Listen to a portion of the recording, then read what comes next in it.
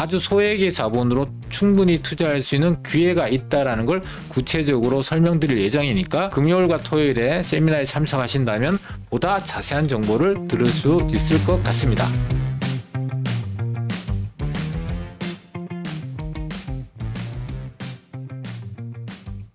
안녕하세요. 대부권의 공견입니다. 아파트에 비해서 너무나도 처참하다라고 얘기할 수 있을 정도로 무너져 있는 이 비아파트 시장이 110 대책을 통해서 정상화되지 않을까라는 기대감이 한껏 높아지고 있는 상황이고요.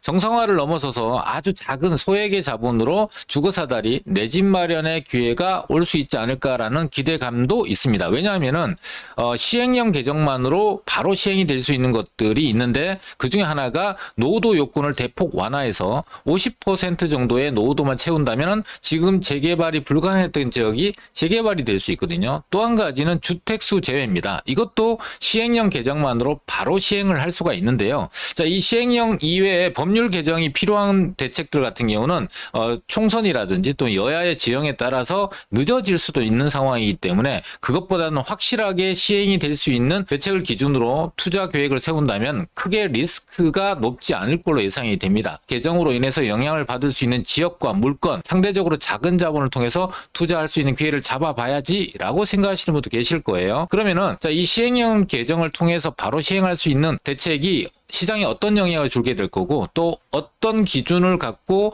투자의 방향과 지역과 물건을 선정해야 될지 제대로 알 수 있다면 우리 시청자분들이 시행령 개정이 되기 전에 투자하든지 또는 그 이후에 확인하고 투자할지를 스스로 판단해 볼 수 있지 않을까 싶습니다. 지금부터 시작하도록 하겠습니다. 자, 이번에 110 대책이 나오게 된 배경은요. 서울의 입주 물량이 전년 대비해서 2024년에 급감을 하게 되고요. 2026년과 2027년에는 거의 제로에 가까울 정도로 부족하게 되는데 이거를 현실적으로 막을 방법이 없는 거예요. 지금부터 공급을 서둘러도 6, 7년이 걸리는 상황이 되다 보니까 그 공백 기간을 비아파트를 공급하고 활성화를 해서 이 공급 부족에 대한 충격을 완충하겠다라는 목표가 있고 지방의 미분양을 해소하기 위해서 다주택자와 임대사업자가 거래에 참여할 수 있도록 세금 부담을 낮춰주는 주택수 제외가 포함이 된 겁니다. 그런데 이 비아파트 상황도 정말 처참하게 무너져 있는 상황이고 이 수요가 받쳐주지 않다 보니까 공급 자체가 급감을 하고 있는 상황이거든요. 전세 사기로 촉발된 이 비아파트의 비선호 현상이 보증보험 강화와 공시가격 하락을 통해서 전세 가격이 급락을 하다 보니까 매매 가격도 급락을 하게 됐죠. 비아파트의 가격 자체가 급락을 하다 보니까 공급하는 사람들 자체가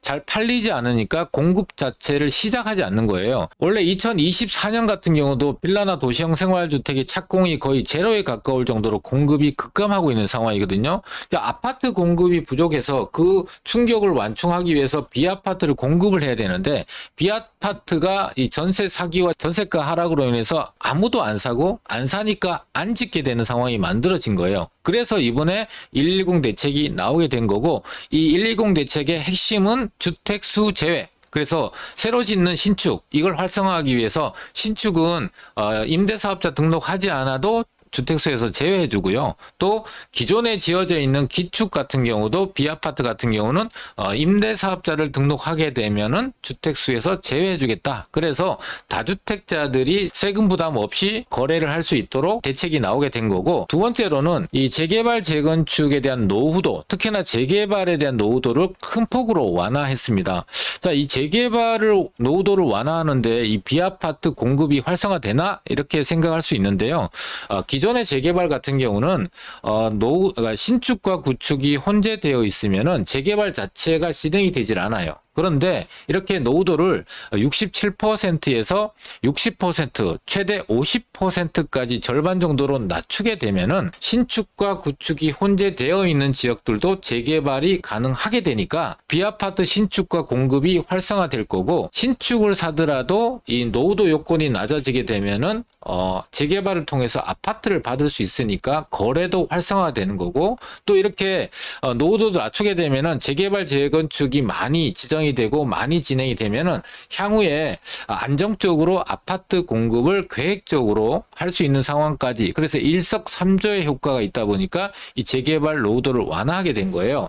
자, 이 두 주택수와 이 노후도 완화는 시행령 개정으로 즉시 시행을 할 수가 있고, 4월 이후에 아마 이게 이제 시행이 되더라도 원래 1월 1일부터 매수한 물건에 대해서는 소급 적용이 100% 된다고 보시면 될 것 같습니다. 자, 이런 시점에 자, 처참하게 무너져 있는 비아파트, 그런데 주택수 제외와 노후도 완화를 통해서 개발에 대한 이득까지 기대하고 아파트 내 집 마련까지 할 수 있는 상황이, 기회가 지금 앞에 놓여져 있는 상황이잖아요. 자, 그러면은 이 시점에서 우리 시청자분들이 어떤 기준을 갖고 투자의 방향을 잡아야 되는지를 좀 나눠서 보게 되면은요, 일단은 120 대책으로서 영향을 가장 크게 받을 곳을 두 군데로 나누면은, 지금 현재 전세 가격이 낮아져 있고 전세 기피 현상으로 인해서 월세 가격이 높잖아요. 거기도 또 월세 가격이 높게 된 이유는 금리가 높아졌기 때문에 동반해서 월세 가격이 또 높아진 케이스가 되고요. 한 번 높아진 월세는 내려가지 않습니다. 자, 그런데 전세 기피 현상으로 인해서 매매 가격은 떨어져 있다 보니까 월세 수익률은 굉장히 높아요. 그런데 시장이 정상화되는 대책이 나왔잖아요. 그러면 월세 수익률이 높은 상황에서 시장이 정상화되면은 매매 가격이 올라가서 시장에서 기준이 되는 수익률을 맞추게 됩니다. 그래서 월세와 시세 차익을 얻을 수 있는 도시형 생활주택과 주거용 오피스텔에 대한 투자 방향이 있고요. 두 번째로는 노후도 완화를 통해서 재개발이 탄력을 받게 되고, 이 재개발이 이미 구역으로 지정된 데는 이제 신축이 들어갈 수가 없지만, 재개발 구역으로 지정되지 않는 곳들 같은 경우는 신축들이 지어지더라도 노후도 요건이 낮아지게 되면서 개발이 될 수 있거든요. 그래서 이렇게 재개발 가능성이 높은 지역에 다세대 주택을 투자하는 방법, 이렇게 두 가지로 나눠 볼 수가 있거든요. 그래서 먼저 재개발이 될 수 있는 지역의 다세대 주택은 어떤 기준을 갖고 투자를 해야 비슷한 자금을 통해서 훨씬 더 높은 기대 수익을 얻을 수 있는지 우리 시청자분들이 스스로 판단할 수 있는 기준을 알려드리도록 하겠습니다. 이번에 110 대책 이후에 최대 50%의 노후도가 완화가 되면은 뭐가 중요해지냐면은, 재개발 되냐 안 되냐가 중요하지 않아요. 그러면 어떤 게 되냐면은, 자, 똑같이 재개발이 될 건데 그 지역이 일반적인 용적률로 개발이 되느냐, 높은 고밀 개발이 되느냐가 현재 가치, 내가 얼마에 투자를 해서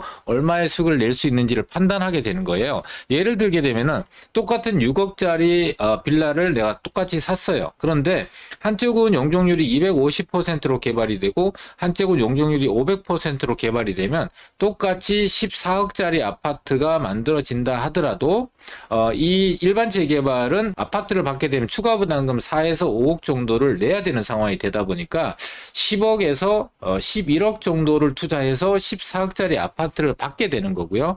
용적률 500%가 개발되는 역세권 고밀 개발 같은 경우는 이 6억짜리 아파트가 일반 분양이 많이 나와서 수익이 크다 보니까 추가 부담금을 내지 않거나 아주 작은 추가 부담금만 내고 14억짜리 아파트를 받게 되니까 무려 8억 정도의 시세 차익을 보게 되는 거예요. 그러니까 3억에서 4억 정도의 시세 차익을 보는 투자 개발 지역이 있고, 8억 이상의 수익을 얻을 수 있는 개발의 종류에 따라서도 이렇게 차이가 나게 되는 거고요.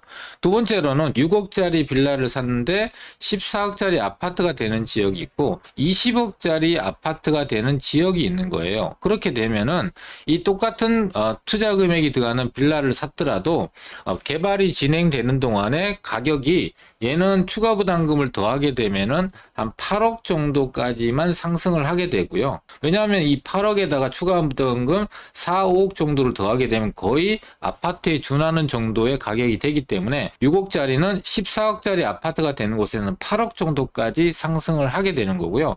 6억짜리가 20억짜리가 되는 거는 추가 부담금 5억을 더하더라도 총 11억이니까 차이가 9억 정도가 나게 되거든요. 실제로 올라갈 때는 한 7, 8억 정도 올라가니까 13억에서 14억 정도까지 이 빌라 가격이 올라갈 수 있게 되는 거예요. 그러니까 6억으로 똑같이 출발을 하는데 누구는 재개발이 진행되는 동안 8억 정도까지 상승을 하게 되고, 어떤 곳은 이 아파트 최종적인 목표 아파트 가격에 따라서 이 빌라 가격이 13억까지 올라갈 수 있게 되는 거라는 거죠. 그래서 이 세 가지 요건인 상급지냐 중하급지냐, 또 주변에 있는 신규 아파트 가격이 높은 지역이냐 그렇지 않느냐, 또 개발 방법에 따라서 고밀 개발이냐 일반 재개발이냐 이 세 가지 기준에 따라서 현재 내가 똑같은 자본을 투자했을 때 더 높은 기대 수익을 얻을 수 있는지 여부를 판단할 수 있는 게 현재 가치 판단 기준이다라고 이해하시면 되고, 두 번째로는 추가적으로 더 높은 기대 수익을 얻을 수 있는 것이 이 미래 가치가 어떻게 변하냐에 따라서 판단을 할 수가 있거든요. 예를 들면은 신규로 이 지역이 똑같이 재개발이 되는 지역인데 플러스해서 신규 교통망이 새롭게 들어오면은 이 얻을 수 있는 기대 수익에다 플러스해서 더 오르겠죠. 또 한 가지는 앞으로 부동산의 가치 판단에서 굉장히 중요한 것이 이 직주 정크성이에요. 그래서 이 직주 근접 같은 경우도 소득 수준이 높은 일자리가 들어서는 계획이 있는 곳들은 추가적으로 얻는 기대 수익에다 더 높은 기대 수익을 얻을 수가 있게 되기 때문에 요거는 이제 현재 가치 판단은 기본, 그 다음에 미래가치 판단은 플러스 알파로 이렇게 판단을 하신다면 앞으로 향후 이번에 노후도 요건이 개선되면서 투자 기회를 잡으신 분들은 똑같은 자본을 투자했을 때도 훨씬 더 다른 사람보다 높은 기대 수익을 얻을 수가 있게 되는 겁니다. 자, 현재 가치 판단에 대해서 비슷한 지역의 세 군데를 한번 보게 되면은 일단은 이 여의도 아래쪽에 보면은 신길 뉴타운과 노량진 뉴타운, 흑성 뉴타운, 대표적인 재개발에 뉴타운 3개가 있거든요. 근데 신길 뉴타운과 흑성 뉴타운은 입주를 한 상태다 보니까 현재 신규 아파트 가격이 어느 정도 되는지를 확인해 볼 수가 있어요. 신길 뉴타운 같은 경우는 신풍역 바로 앞에 ST홈 같은 경우가 30평대가 14억대 정도 하고 있고요. 흑성 뉴타운의 아크로 리버뷰 같은 경우는 너무 비싸니까 흑성역에서 가까운 센트럴 아파트 같은 경우는 지금 현재 30평대 기준으로 16억대 정도 하고 있거든요. 그런데 지금 현재 개발이 활발하게 진행되고 있는 노량진 뉴타운은 아직까지 입주한 아파트가 없잖아요. 그러면은 자, 신길 뉴타운, 노량진 뉴타운, 흑성 뉴타운의 입지적 가치를 순위를 서로 한번 우리 시청자분 스스로가 매겨보면은 노량진 뉴타운은 신길 뉴타운에 비해서 어떻고 흑성 뉴타운에 비해서 어떻다라는 판단이 되면은 이 노량진 뉴타운의 신규 아파트 가격은 얼마 정도 되겠다라는 것이 예측이 되는 거예요. 자, 그러면 그 예측대로 내가 이 노량진 뉴타운에 있는 다세대 주택을 사서 그 판단에 의해서 이 노량진 뉴타운에 있는 다세대 주택을 얼마의 가격이 사서 추가 부담금을 더한다면 신규 아파트 가격까지 그 정도의 기대 수익이 어느 정도 예측이 되는지를 알 수 있게 되는 거거든요. 이거는 각자 판단하시면 될 것 같아요. 그리고 두 번째 방법은 미래 가치를 판단하는 기준인데요. 자, 미래 가치는 일자리와 교통 계획이라고 그랬잖아요. 현재는 없는 교통 계획이 앞으로 생긴다면은 훨씬 더 높은 가격을 볼 수가 있는데, 자, 마포구, 많은 사람들이 선호하는 마포구에 보면은 한 개 노선이 지나가는 관흥창역이 있고요. 4개 노선, 쿼드러플 역세권이라고 부를 수 있는 공동역이 있어요. 이 공동역 같은 경우는 특별하게 강북권에서 신규 학원가가 형성이 되고 있어서 대치동에 있는 유명 프랜차이즈 학원들이 전부 다 여기에 입점을 하고 있는 상황이다 보니까 대단히 큰 호재가 포함이 되어 있는 곳이죠. 지하철도 4개고 학원가가 생기고 있다는 호재도 있는 상황이잖아요. 관흥창역보다는 당연히 이 공동역에 대한 미래 가치가 훨씬 더 높죠. 지하철 노선만으로 비교해도 큰 차이가 나니까. 그런데 공동역이 4개 노선이 현재 있는 상황이고 신규 교통망은 없는 상황이잖아요. 그런데 서울역 같은 경우는 현재 6개의 노선이 이미 개통이 되어 있는 상황에서 추가적으로 교통 계획이 있는 곳이죠. GTX가 A와 B 노선이 개통이 될 예정이고 순차적으로 또 여기에 신분당선과 신안산선이 서울역을 관통하게 되면은 총 10개 노선으로 늘어나게 되는 변화가 생기는 거죠. 거기다가 서울역 북부 역세권 개발이라고 해서 삼성동에 있는 코엑스 국제회의 전시장과 오피스 빌딩과 호텔과 백화점 이 4종 세트가 서울역 북부 역세권 개발에 들어와서 신규 업무타운이 만들어지고 고소득 일자리까지 만들어지고요. 또 서울역 아래쪽에 남부 역세권 개발까지 향후에 개발이 될 가능성, 그러니까 업무지구까지 만들어지는 거죠. 자, 그러면은 공동역이 굉장히 좋은 지역인 거는 부정할 수 없지만 비슷한 민간 자본을 갖고 공동역 주변 지역에 있는 개발 가능한 다세대 주택을 투자하는 방법과 서울역 주변 지역에 개발이 가능한 지역에 투자를 하는 방법, 미래 가치는 대단히 큰 차이가 날 수밖에 없는데, 현재는 어떠냐면요. 현재는 공동역 주변 지역에 한 10년 차 정도 되는 34평 아파트가 16억대 하고 있는데, 서울역에 있는 10년 차 정도 되는 34평 아파트가 16억대로 가격이 같다라는 겁니다. 나중에 미래 가치는 달라지게 되면서 가치가 높은 애들은 가격이 훨씬 더 높게 형성되는 것이 당연한 결과니까, 지금 공동역과 서울역의 가격이 같다라는 얘기는 서울역이 싸다는 얘기가 되고, 투자 방향은 서울역 쪽으로 잡는 것이 훨씬 더 유리하다, 이렇게 정리해 드리고요. 자, 두 번째는 이 다세대 주택과 마찬가지로 비아파트에 대한 비선호 현상, 전세 사기로 인해서 큰 타격을 받고 있는 것이 이 도시형 생활주택과 오피스텔입니다. 도시형 생활주택과 오피스텔 같은 경우는 다세대 주택과 다르게 투자 물건 자체가 개발되냐 안 되냐에 대한 리스크가 없어요. 왜냐하면은 이 투자 목적은 이 물건이 개발이 되는 걸 기대하지 않기 때문에 리스크가 없는 거예요. 그러면은 내가 이 도시형 생활주택과 주거용 오피스텔을 사서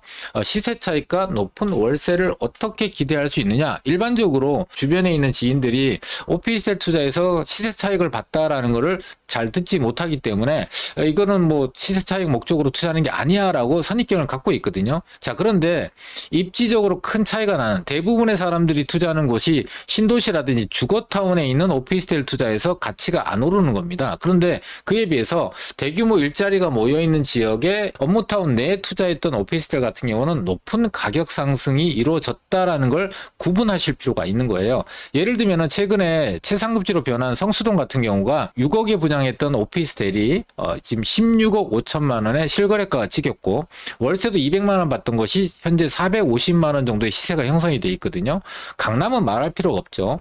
6억 8억에 분양했던 것이 18억에서 20억 정도 하고, 월세 200만 원 하던 것이 500만 원, 600만 원에 지금 현재 시세가 형성돼 있는 걸 본다면 주거용 오피스텔이 가격이 안 오른다라고 얘기할 수가 없는 거죠. 그리고 지금 현재 도심도 마찬가지고, 하물며 이 3도심에 해당되지 않는 마포역 앞에 있는 1.5룸 오피스텔 같은 경우도 매매 가격이 13억으로 상승을 했고 월세도 330만 원을 받고 있다는 걸 감안한다면 현실적으로 이미 증명이 될 수 있는 가치 상승, 가격 상승을 볼 수가 있는 거예요. 자, 그러면은 우리가 앞으로 높은 가격 상승과 더불어서 월세도 굉장히 높아질 수 있는 그런 판단 기준은 무엇이냐? 일단은 높은 월세를 부담할 수 있는 고소득자의 수요들이 모여 있는 곳이어야 돼요. 그리고 직주 접근성도 가까워야 되고, 이게 현재 가치 판단의 기준이고요. 추가적으로 교통 여건이 개선되거나 개발 규모가 다른 데에 비해서 훨씬 더 크다거나, 또는 업무지구가 계획이 돼 있어서 없던 업무지구가 새롭게 생기는 곳들은 지금 현재 가치보다도 훨씬 더 미래 가치가 높게 나타나는 거예요. 예를 들면 서울의 외곽 지역들 중에서 GTX가 개통되는 창동역 같은 경우는 새로운 교통망인 GTX가 계획이 되어 있고요. 노원역을 중심으로 해서 첨단 의료 복합 클러스터가 들어서게 되면서 고소득에 많은 일자리가 만들어지게 되는 상황이 되다 보니까 그 창동역이나 노원역 철도 차량 기지 주변에 이 업무타운과 더불어서 오피스텔이 공급이 된다면 그 분양가 대비해서 시세 차익도 만들어낼 수가 있거든요. 최근에 어떤 오피스텔의 상황을 좀 보게 되면은 최근에는요 이렇게 변하고 있어요. 월세 90만 원도 동났다. 오피스텔이 효자로 바뀌고 있다라고 합니다. 50만 원 정도 하던 것이 지금 거의 2배 가까운 월세 상승이 이루어지고 있는 상황이거든요. 이렇게 월세가 높아지게 된 원인은 일단은 금리가 높아졌고요. 그와 따라서 전세를 들어가지 않고 전부 다 월세 쪽으로 이동을 하다 보니까 이 월세 가격이 높아졌고요.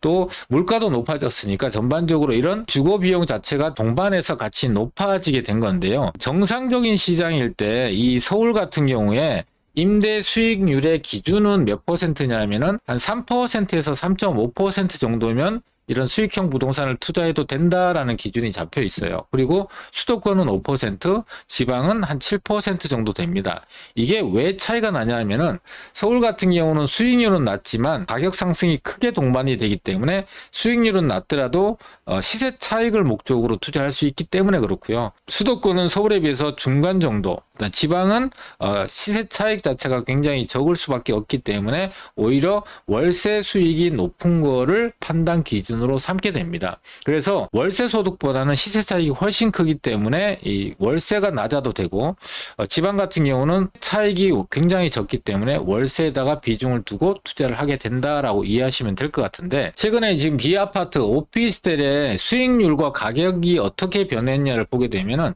수익률 자체가 5% 정도로 굉장히 높아져 있어요. 서울은 기준이 3%라고 얘기했잖아요. 그보다 거의 2배 가까운 수익률이 나오고 있는데, B아파트 비선호 현상 때문에, 전세 사기 때문에 가격은 폭락을 해 있는 상황이 돼 있단 말이에요. 자, 이거를 좀 숫자로 얘기를 해보게 되면은, 보증금 5천만 원에 월세 120만 원 정도를 받게 되는데, 이게 5억 한 3천만 원 정도의 매물이었다면 수익률이 지금 현재 3%였던 거예요. 근데 이 월세가 지금 현재로는 200만 원까지 상승을 하게 된 거예요. 그럼 상승을 하게 되면 수익률이 5%로 올라오게 되거든요.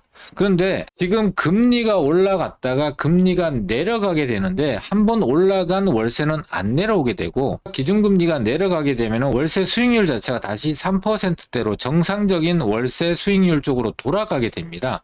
그러면 월세는 200만 원이 그대로 유지가 되고 수익률은 3%가 되게 되면 이 매매 가격은 얼마가 되야 되냐면 8억 2천만 원이 되어야 수익률이 3%가 되는 거예요. 그러니까 지금 현재 110 대책으로 인해서 수요가 살아나고 또 금리가 내려가고 월세는 계속해서 올라 있는 상태에서 정상화되는 과정들을 거치게 되면, 지금 현재 정상 가격에서 엄청나게 부정적으로 눌려있던 가격이 이렇게 정상적인 가격 수익률과 가격으로 올라가게 되는 상황이 만들어지게 되는 겁니다. 그런데 여기에 호재가 더 추가하게 되면, 대표적으로 없던 업무지구가 만들어진다거나 새로운 교통망이 새롭게 뚫린다거나 하면은 지금 이 5억에서 8억대로 올라오는 가격에다 플러스해서 추가적인 가격 상승, 추가적인 월세 가격 상승까지 이루어지게 된다라고 이해하시면 될 것 같아요. 그래서 지금 현재 이 가격 5억대에 있는 물건이 다시 8억대로 갈 수 있는 곳, 그리고 거기에다 호재를 더해서 월세까지 120만 원에서 300만 원까지 올라갈 수 있는 그런 변화가 일어나는 지역은 예로 들어서 보여드리면은요, 마포구는 많은 사람들이 선호하는 지역이잖아요. 그래서 여기에 보면은 지하철이 관흥창역처럼 한 개 노선이 지나가는 곳이 있고, 공덕역처럼 지하철 4개와 더불어서 신학원가가 형성이 되는 변화가 일어나는 지역이 있는 거예요. 그래서 관흥창역 같은 경우 1.5룸 좀 넓은 오피스텔 또는 도시형 생활주택의 월세 가격을 보게 되면 한 90만 원에서 현재 100만 원 정도의 월세가 나오고 있습니다. 그런데 훨씬 더 입지가 좋고 변화가 일어나고 있는 공덕역 같은 경우는 월세가 150에서 250만 원 정도의 월세가 1.5룸을 기준으로 형성이 되어 있는데, 공덕역은 지금 현재 4개 노선의 지하철이 있지만 추가적으로 지하철이 더 개통이 되지는 않거든요. 그에 비해서 지금 용산역 같은 경우는 거기에 대한민국에서 가장 큰 업무지구가 만들어지고 있고, 지금 현재 6개 노선에다가 추가적으로 신분당선과 GTX-B 광역교통망이 개통이 되고 대규모 업무타운이 만들어지는 변화가 생기다 보니까 지금 현재 마포 공덕역에 비해서 월등히 높은 월세가 만들어질 가능성이 굉장히 높은데, 현재로는 지금 마포 공덕역보다 못하거나 거의 비슷한 수준의 월세가 나오고 있고요.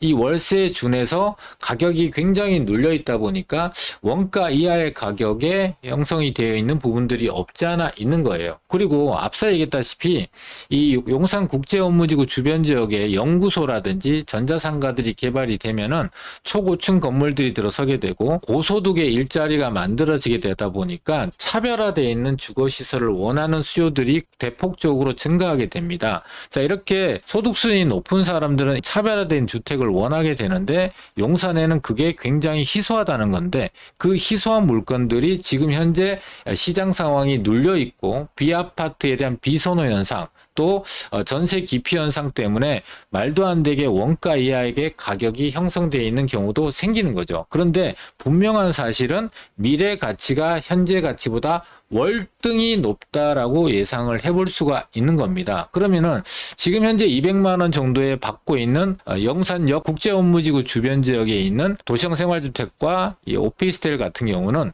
차별화되어 있고 고급화되어 있는 거라면 향후에 300만 원도 400만 원도 월세로 상승이 될 수 있고, 그에 따른 수익률에 맞춰서 가격도 10억 12억, 13억까지 올라갈 수 있다라는 걸 우리 시청자분들이 미리 알고 선제적으로 대응을 하신다면 이번 110 대책에 가장 큰 수혜를 받을 수 있는 투자자가 될 수 있지 않을까 생각을 해봅니다. 그래서 구체적으로 저희가 금요일과 토요일에 매주 진행하고 있는 세미나를 통해서 첫 번째 방법인 재개발 중에서도 사업성이 훨씬 좋은 고밀 개발이 가능한 지역, 유망한 지역에 대한 자세한 설명과, 두 번째 방법인 재개발이 될까 안 될까에 대한 리스크 자체가 없고 입지적 가치가 지금보다는 월등히 크게 변하는 지역이 어디고 아주 소액의 자본으로 충분히 투자할 수 있는 기회가 있다라는 걸 구체적으로 설명드릴 예정이니까 금요일과 토요일에 세미나에 참석하신다면 보다 자세한 정보를 들을 수 있을 것 같습니다.